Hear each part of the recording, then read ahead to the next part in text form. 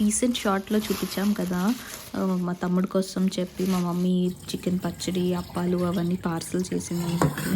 So in this video ఆ chicken పచ్చడి ఎలా చేసింది అనేది చూపిస్తుంది. జనరల్గా నేను ఎక్కడ చికెన్ పచ్చడి తిన్నా కూడా ఆ పీసెస్ చాలా గట్టిగా ఉంటాయి కదా, కానీ మా మమ్మీ చేస్తే మాత్రం పీసెస్ చాలా క్రిస్పీగా ఉంటాయి.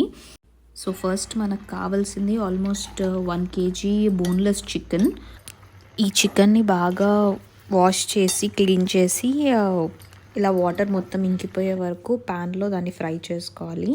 మీన్వైల్ మా మమ్మీ ఇక్కడ మసాలా రెడీ చేస్తుంది ఫర్ చికెన్ పచ్చడి కోసం.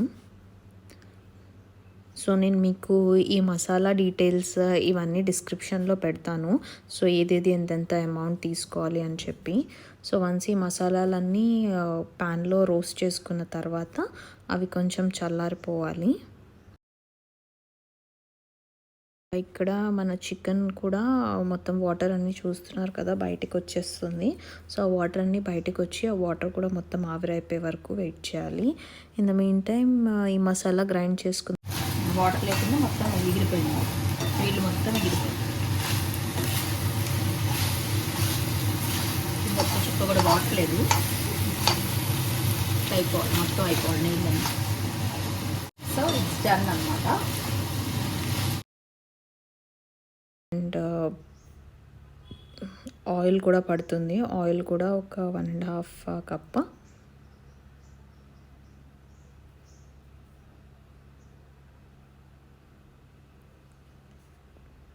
ఇలా ఉడకబెట్టిన చికెన్ని, అదే మనం ఇందాక పాన్ ఫ్రై చేసుకున్న చికెన్ని డీప్ ఫ్రై చేయాలి అన్నమాట. సో ఇక్కడే మీకు చికెన్ అనేది క్రిస్పీగా ఉండడమా లేకపోతే గట్టిగా అయిపోవడమా అనేది డిపెండ్ అయి ఉంటుంది.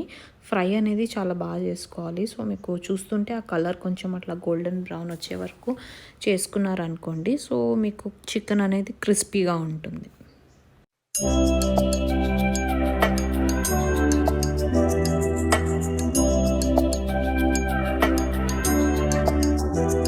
మొత్తం 1 kg చికెన్ ఒకేసారి డీప్ ఫ్రై చేస్తే ఆ ముక్కలన్నీ సరిగ్గా ఫ్రై అవ్వవు అని చెప్పి 2 సార్లు చేసింది. 1/2 kg ఒకసారి, ఇంకా మిగిలిపోయిన 1/2 kg మళ్ళీ ఇంకోసారి. సో చికెన్ డీప్ ఫ్రై అయిపోయిన తర్వాత నెక్స్ట్ అదే ఆయిల్లో అల్లం వెల్లుల్లి పేస్ట్ వేసుకోవాలి. అల్లం వెల్లుల్లి పేస్ట్ కూడా బాగా ఫ్రై అవ్వాలి. చూడండి ఎలా అవుతుందో, అది బాగా ఫ్రై అయ్యి సో దట్ ఆ అల్లం వెల్లుల్లి వాసన అంతా వెళ్ళిపోవాలి. నెక్స్ట్ ఒక 1 కప్ కారం వేశారు, అది కూడా మంచిగా ఆయిల్లో ఫ్రై చేయాలి. తర్వాత ఉప్పు, సరిపడా ఉప్పు వేసాము. ఉప్పు తర్వాత మనం గ్రైండ్ చేసి పెట్టుకున్న మసాలా వేసేసి వీటిని మంచిగా ఒక 1-2 minutes ఫ్రై చేసుకున్న తర్వాత అక్కడ ఉన్న ఫ్రైడ్ చికెన్ ఇందులో కలిపేయడమే ఉంటుంది. సో ఇది బేసికలీ మనకి వేడివేడి అన్నంలోకి కానీ దోశలోకి ఇంకా ఇడ్లీలోకి అలా కలుపుకొని తినడానికి, చట్నీతో కలుపుకొని తినడానికి చాలా యమ్మీగా ఉంటుందన్నమాట. సో ఫైనలీ కాస్త ఉప్పు కారం అవి చూసుకొని మీకు తగినట్టుగా మీరు మళ్ళీ యాడ్ చేసుకోండి. లాస్ట్కి ఈ పచ్చడి చల్లారిపోయిన తర్వాత కొంచెం నిమ్మకాయ రసం కూడా పిండుకొని కలుపుకోవాలి.